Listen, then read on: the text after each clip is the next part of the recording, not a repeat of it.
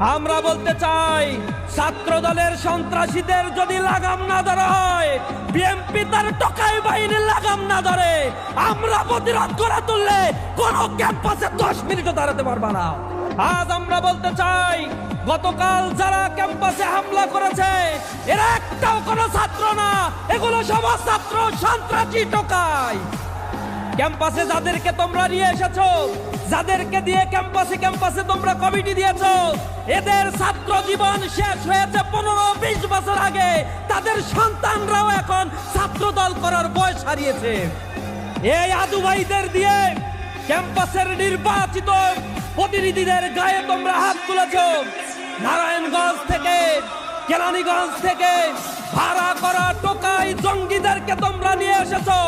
সশস্ত্র হামলার চিত্র আমরা দেখেছি বেগম রোকেয়া বিশ্ববিদ্যালয়, জগন্নাথ বিশ্ববিদ্যালয়, ঢাকা কলেজ, ঢাকা আলিয়ার মতো জায়গাগুলোতে।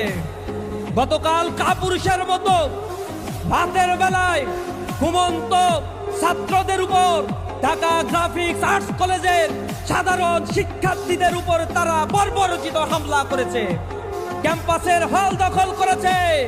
তেজগাঁও কলেজের সাকিবকে মাদক কাণ্ডের সাথে জড়িত থাকার কারণে ছাত্র দলের বিরোধিতা করায় সাকিবকে তারা নৃশংসভাবে হত্যা করেছে। মাদকের বিরোধিতা করায় ঠাকুরগাঁয়ের হত্যাকাণ্ডের ঘটনা ঘটেছে। আমরা বলতে চাই, ইসলামী ছাত্র শিবির সহনশীলতার পরিচয় দিচ্ছে। বারবার আমরা বলার চেষ্টা করছি তাদের কেন্দ্রীয় নেতৃবৃন্দকে, আমরা ক্যাম্পাসকে শান্ত রাখতে চাই। পূর্বের সেই ফ্যাসিবাদী বন্দোবস্ত ফিরিয়ে আর আনতে চাই না। অবস্থা দৃষ্টে মনে হচ্ছে তারা ক্যাম্পাসগুলোতে আবার হল দখল, গণরুম, গেস্ট রুম কালচার ফিরিয়ে আনতে চায়। কুমিল্লা বিশ্ববিদ্যালয়ে তারা গণরুম করেছে।